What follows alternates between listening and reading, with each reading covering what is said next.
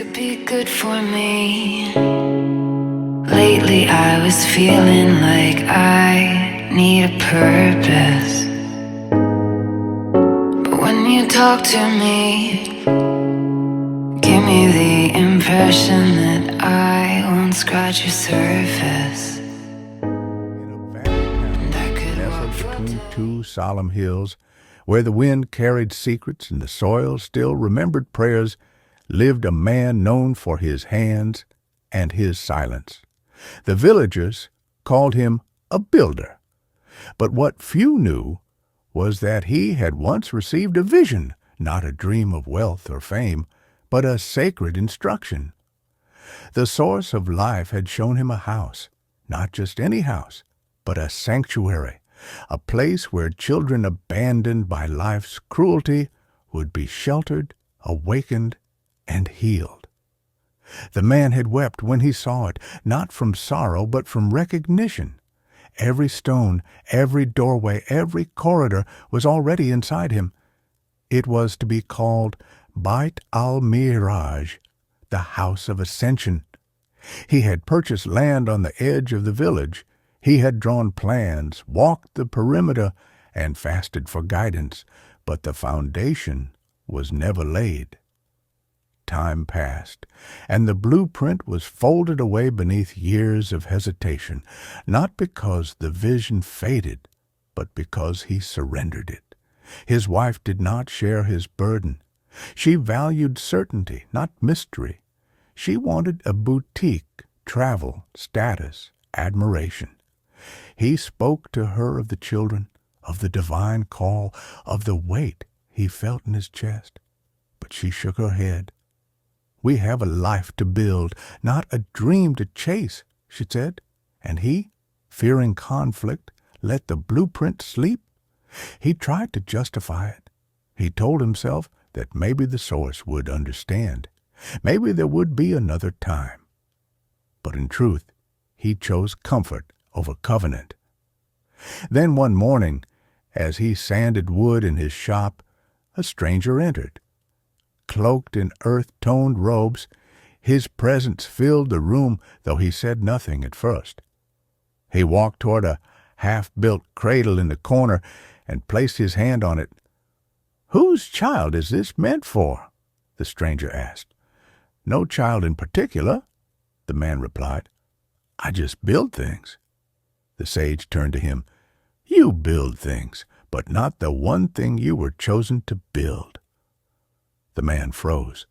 The sage walked past him, reached for a dusty scroll buried on a shelf, and unrolled it. The builder's heart dropped. It was the original blueprint, untouched, like the souls who still waited for what it promised. "This is not your idea," the sage said. "This was given. You were not asked to dream it. You were assigned to build it." "I tried," the man whispered, "but my wife, she didn't believe in it." The sage's voice remained calm. "Do you think Noah waited for his people to approve the ark? Do you think Ibrahim asked permission to smash the idols? When Allah entrusts a soul with light, it must carry it, even if those closest cast shadows." "I did not want to divide my home," the man said quietly.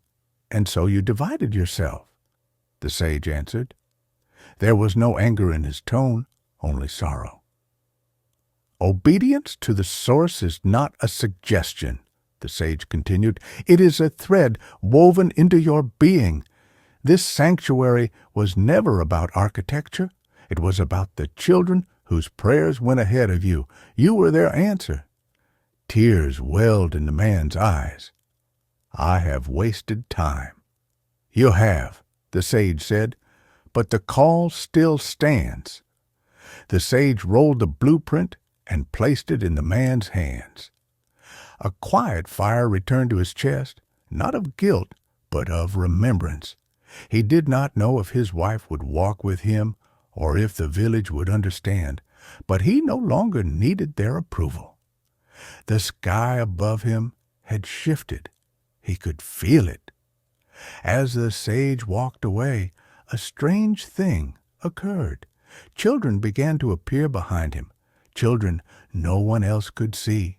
They laughed, danced, and smiled. They came from no house, bore no names, but their presence filled the air like incense. One looked back and smiled at the man, then faded into light. The builder clutched the blueprint to his chest. This time he would build it. Down the road, beneath the shade of a fig tree, the sage paused beside a traveler and gently asked, "Now, traveler, I ask you, when the source gives you a vision, will you build it or will you bury it?" This could be good for me. Lately I was feeling like I need a purpose. But when you talk to me, give me the impression that I won't scratch your surface.